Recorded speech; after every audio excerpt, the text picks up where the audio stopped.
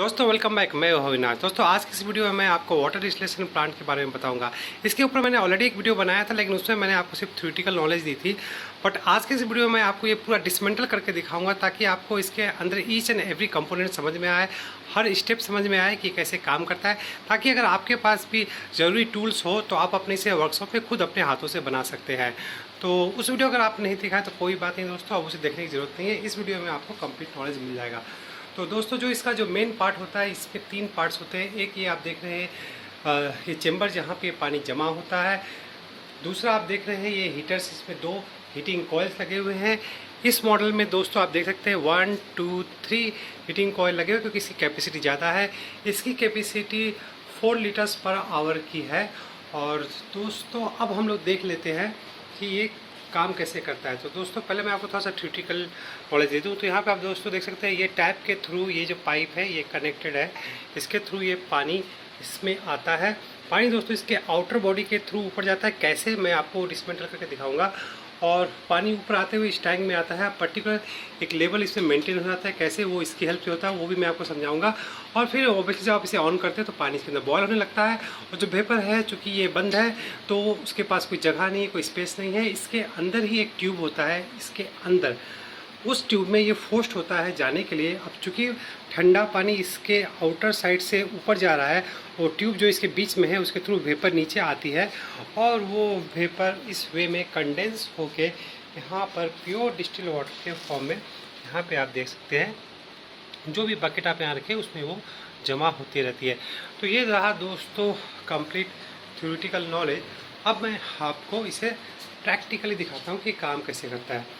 तो यहाँ पे जैसे आपने दोस्तों देखा कि यहाँ से ये पानी अंदर जा रहा है। मैं आपको सबसे पहले यही पोर्शन में आपको समझाता हूँ कि पानी यहाँ से अंदर कैसे आता है, और इस पार्ट से ये वेपर जो कि मैं आपको दिखाता हूँ कैसे वापस आता है। पहले इस तरह से इसे हम लोग समझेंगे। ये दोस्तों हमारा एक पुराना यूनिट है जो कि ख़राब हो गया, और इसे मैंने आपके लिए पूरी तरह से डिसमेंटल करके रखा है। तो चलिए दोस्तों सबसे पहले हम लोग पहला पार्ट कवर कर लेते हैं। जैसा कि आपने वहाँ पर देखा कि पानी साइड से अंदर जा रहा था, तो ऑब्वियसली इसमें एक पाइप के थ्रू आपको इसे टैप से वाटर सप्लाई देना होगा। तो अब जो चीज़ मैं आपको दिखा रहा था कि पाइप बॉडी के साइड से आता है वो कैसे, तो इसके लिए पहले हम इसे खोल लेते हैं। जो दोस्तों ये वो पार्ट है जहाँ से वेपर होते हुए बाहर आके डिस्टिल वाटर रेडी होता है और ये बकेट में जाता है। तो इसे समझने के लिए आपको इसे पहले खोलना होगा। तो चलिए हम लोगों ने इसे खोल लिया, और पहले मैं इसी के अंदर दिखा लेता हूँ क्या है दोस्तों। यहाँ पे कुछ नहीं है, सिंपली एक होल है, और पहले जब वो डिस्टिल वाटर इसके ऊपर गिरती है और वो के थ्रू बाहर चली जाती है। अब डिस्टिल वाटर जो कि वेपर के फॉर्म में होती है वो आती कैसे है। तो दोस्तों यहाँ पर आप देख सकते हैं ये एक पाइप है जो कि नीचे से लेके ऊपर तक रन होती है। पाइप कुछ में दोस्तों एक इस टाइप की एक पाइप लगी हुई है, होलो पाइप, जो कि यहाँ से बॉटम से होते हुए मैं आपको दिखा देता हूँ। वो पाइप यहाँ तक ये आप देख सकते हैं आता है। दोस्तों ये आपको पॉइंट समझ में आ गया कि एक सिंगल पाइप है बिल्कुल इस तरह का, जो कि बॉटम से वहाँ से होते हुए यहाँ तक आ रही है। तो इस पाइप का कनेक्शन आपके इस चैम्बर से नहीं है, वो पाइप ऊपर से होते हुए उसका एंड यहाँ आता है। और दोस्तों इसके बाहर ये जो आपको दिखाई दे रहा है ये भी एक स्टील की मोटी पाइप है, जिसमें ये वाटर का इनलेट कनेक्टेड है। तो ऑब्वियसली दोस्तों जब आप अपने टैप को ऑन करते हो तो पानी इसमें आता है। और जैसा कि आप यहाँ देख सकते हैं दोनों ही पाइप के बीच में, ये मोटी वाली जो बाहर की पाइप है और पतली वाले अंदर पाइप के बीच में एक मेटल की सीलिंग दी हुई है, ताकि पानी नीचे की तरफ अर्थात इधर इस साइड से बाहर की तरफ ना आ पाए और वो पानी ऊपर ही जाए। और पानी इसके चारों तरफ से, ना कि इसके थ्रू, इसके चारों तरफ से भरते हुए पानी ऊपर जाता है। तो अब ये जो पाइप है ये कहाँ आती है वो भी हम लोग चेक कर लेते हैं। तो यहाँ पे दोस्तों आप देख सकते हैं वो पाइप यहाँ से होते हुए यहाँ पर आके ये सील हो गई है। तो इस तरह दोस्तों आपको ये पॉइंट भी समझ में आ गया होगा कि पानी इसके थ्रू भरती है और ऊपर आती है। तो यहाँ पे आप देख सकते हैं ये जगह, यहाँ पर एक होल किया हुआ है। तो इस होल के मदद से दोस्तों पानी इसके अंदर आने लगता है। तो ऑब्वियसली दोस्तों आप पूछेंगे कि जब पानी इसके अंदर आ रहा है तो अब ये टैप से कनेक्टेड है, तो टैप के थ्रू जब ये पानी इसके अंदर आ रहा है, टैंक तो ओवर द हेड है, तो पानी तो इसमें भरता ही जाएगा, भर के पानी इसको यहाँ से ओवरफ्लो हो जाना चाहिए। लेकिन दोस्तों इसमें जो सेकंड मैकेनिज्म है जो कि मैंने आपको दिखलाया था, चूँकि दोस्तों अभी आप यहाँ पर देख सकते हैं लाइव ये अभी ऑन है जो कि आपने देखा है कि अगर आप यहाँ पे देखिए तो आपको समझ में आएगा कि यहाँ पे आप देख रहे हैं दोस्तों, जो पानी का लेवल है वो यहाँ तक आ रहा है। आने के बाद दोस्तों यहाँ बीच में जो आपको पाइप दिखाई दे रहा है, वो पाइप में वो पानी चला जा रहा है। अब दोस्तों कैसे जा रहा है, वो जैसा कि मैंने आपको फिर समझाया कि इसके अंदर में यहाँ पर जो पाइप बाहर से आ रही है, एक होल है, वो पानी इसके अंदर आ रही है, वो पानी यहाँ पर लेवल उठ रहा है। और चूँकि दोस्तों ये जो पाइप है यहाँ पे आप देख सकते हैं, ये इसके थ्रू कनेक्टेड है, तो पानी का लेवल जब इस चैम्बर के अंदर में बढ़ रहा है तो सेम लेवल ठीक इस साइड पाइप के में भी बढ़ता जा रहा है। और ऑब्वियसली जब ये लेवल उस अंदर के इस जो छोटी पाइप जो आप देख पा रहे हैं इसके साथ मैच हो जाता है, तो वो पानी उसके अंदर जाने लगता है, जिसके चलते होता क्या है कि पानी का जो लेवल है इसी पे हमेशा फिक्स रहता है, ना कि इस लाइन को क्रॉस करता है। और जब ये सिचुएशन मीट हो जाती है तो ये कंटिन्यूस इस तरह से पानी आपका बाहर निकलता हुआ रहता है, और जो लेवल है वो मेन टैंक में वो उस पर मेंटेन रहता है। यहाँ पे अब आप देख सकते हैं दोस्तों, जैसे कि आप देख सकते हैं ये होल यहाँ पर है, और ठीक इसके इक्विवेलेंट में यहाँ पर इसमें भी ये पाइप अभी आप देख पा रहे हो। फ्लैश को ऑन कर देता हूँ, तो ये वो पाइप है।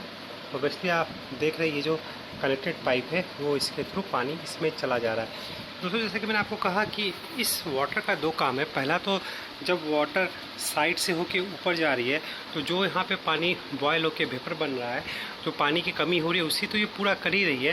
साथ में दोस्तों जो सेकेंड पार्ट है, जो मैं अभी आपको एक्सप्लेन करूँगा, कि जब पानी इसके अंदर भर जाता है और ये लेवल मेंटेन हो जाती है, तब उस समय हमें हीटर्स को ऑन करना पड़ता है। और हीटर जब ऑन हो जाती है और पानी जब बॉयल होने लगता है और जो वेपर बनती है, चूँकि इसके ऊपर कवर लगाया हुआ है तो वो वेपर के पास कोई और रास्ता नहीं होता, उसे इसके अंदर ही जाना पड़ता है, इस ट्यूब के अंदर, क्योंकि मैंने आपको स्टार्टिंग एक्सप्लेन की। और वो जब उस ट्यूब के अंदर जाता है और वो नीचे की तरफ आता है, तो जो ये ठंडा पानी जिसे ऑब्वियसली मैंने यहाँ से सप्लाई दिया है, वो इस ठंडा पानी उस वेपर को कंडेंस होने में हेल्प करता है। तो जो ये ऊपर का पानी जो नीचे से ऊपर की तरफ जा रहा है, उसका दो काम है। पहला तो यहाँ का वाटर के सप्लाई को मेंटेन रखना, जो कि वेपर के फॉर्म में कन्वर्ट हो रहा था, और दूसरा जो वेपर नीचे आ रही है उसे ठंडा करना। और ये दोस्तों ये हीटिंग कॉयल है। नॉर्मली आपने देखा हो जो इमर्सन रॉड में होता है, इसी टाइप का हीटिंग कॉयल आपको मिलता है, और वो हीटिंग कॉयल यहाँ पर आपको लगा देनी पड़ती है। और इसमें ऑब्वियसली थ्रेड बनी हुई है, बट इसे आपको बाहर से लगाकर कुछ इस तरह से इसे टाइट कर देना पड़ता है। तो ये भी दोस्तों अलग से मार्केट में अवेलेबल होता है। और जब ये दोनों आपका इंस्टॉल हो जाता है तो ऑब्वियसली से आपको 15 एम्पियर के करंट का सप्लाई देना पड़ता है। जैसा कि आप यहाँ पे देख सकते हैं, ये एक सॉकेट है 15 एम्पियर का, जिसे मैं अभी आपको बाहर निकाल के दिखाता हूँ। तो ये दोस्तों ये सॉकेट है 15 एम्पियर का, जो कि बहुत हीट हो गया है। और प्लीज़ उसको आपको 15 एम्पियर का प्लग भी लगेगा और पावर सप्लाई भी इसमें लगेगी। तो इसकी मदद से आप इसमें पावर सप्लाई देके जब आपका पानी का लेवल यहाँ पर भर जाए, पानी आउटलेट से निकलने लगता है, उसके बाद इसे ऑन करना पड़ता है। जैसे कि मैंने अभी ऑफ करके रखा है, इसे ऑन कर दीजिए और पानी इसके अंदर बॉयल होने लगती है और वेपर के फॉर्म में ये निकलने लगती है। तो अब दोस्तों फाइनली हम लोग इसके कैप को हटा कर देखेंगे। अभी ये वर्किंग कंडीशन में, तो चलिए फटाफट इसके कैप को हम लोग हटा लेते हैं। दोस्तों जो कंस्ट्रक्शन होता है डिफरेंट कंपनीज़ के वाटर डिस्टिलेशन प्लांट का थोड़ा डिफरेंट हो सकता है, लेकिन बेसिक थ्योरी जो होती है वो यही होती है। अब जैसे इसका जो लिड है मैं आपको दिखलाता हूँ, यहाँ पे आप देख सकते हैं, और ये इसका लीड है। इस तरह से इसमें ये कवर किया गया है। और यहाँ पे देखिए दोस्तों वाटर बॉयल हो रही है। अब यहाँ पर आप लाइव देख सकते हैं, पानी यहाँ पर बॉयल हो रही है। और ये वो पाइप है जो कि मैंने आपको बताया था, और इसके ऊपर एक स्पेशली कटोरी की तरह चीज़ लगी हुई है, ताकि ये वेपर को अधिक स्पेस दे सके इसके अंदर जाने के लिए। और यहाँ पे मैं आपको जूम करके दिखाऊँ तो ये पाइप के थ्रू ये वेपर फिलहाल इसके अंदर जा रही है। और ऊपर से आपको मैं दिखाऊँ तो यहाँ पे दोस्तों तो आपको दोनों इमर्सन नॉट दिखाई दे रहा होगा। और यहाँ पर दोस्तों इस मॉडल में ये एक्स्ट्रा यहाँ पर एक ग्रुप बनाया गया है, ताकि जो इसका लीड है अच्छी तरह से इसके ऊपर सेट हो जाए। अब चलिए वापस मैं इसके लिड को कवर कर देता हूँ। तो इस तरह से दोस्तों ये लिड यहाँ पे कवर हो गया और वाटर का लेवल भी दोस्तों आपने देखा बिल्कुल इसी के लेवल पे ये मेंटेन था और जो एक्सेस वाटर है इसके थ्रू ये बाहर चली जा रही है। ऐसी अवस्था में दोस्तों बिजली वेपर इसके अंदर बन रहा है, वो वेपर फोर्स हो रहा है उस पाइप में जाने के लिए और वो कंडेंस होके यहाँ पर इस पाइप के थ्रू इस बकेट में जमा हो रही है। और ओवर द टाइम पानी बॉयल होते होते क्योंकि पानी की अशुद्धियाँ होती हैं, यहाँ पे आप देख सकते हैं ये वाइट क्रस्ट इसके अंदर फॉर्म हो गया है, इस तरह का आपका बन जाता है। मैं अगर फोकस करूँ तो ये जो भी दोस्तों आपके उस एरिया के वाटर में जो भी अशुद्धि या मिनरल्स है जो कुछ भी है वो सभी इसमें स्टोर हो जाते हैं और इससे आपको प्योर H2O शुद्ध वाटर ही आपको मिलता है। और जो भी है ये कार्बोनेट हो या सल्फेट हो जो भी है इस फॉर्म में आपके डिस्टिलेशन प्लांट के अंदर में जमा हो जाते हैं और इसे आपको बेसिकली बीच बीच में क्लीन भी करना पड़ता है ताकि आपका डिस्टिलेशन प्लांट स्मूथली चलता रहे। तो ये रहा दोस्तों कंप्लीट इन्फॉर्मेशन। जैसे कि मैंने कहा यहाँ पर आप देख सकते हैं इसमें ये बोल्ट सिस्टम है, यहाँ पर इसमें एक बल्ब भी दिया गया है। तो कंपनी वाइज ये डिफरेंट हो सकता है बट थ्योरी बेसिक यही होती है।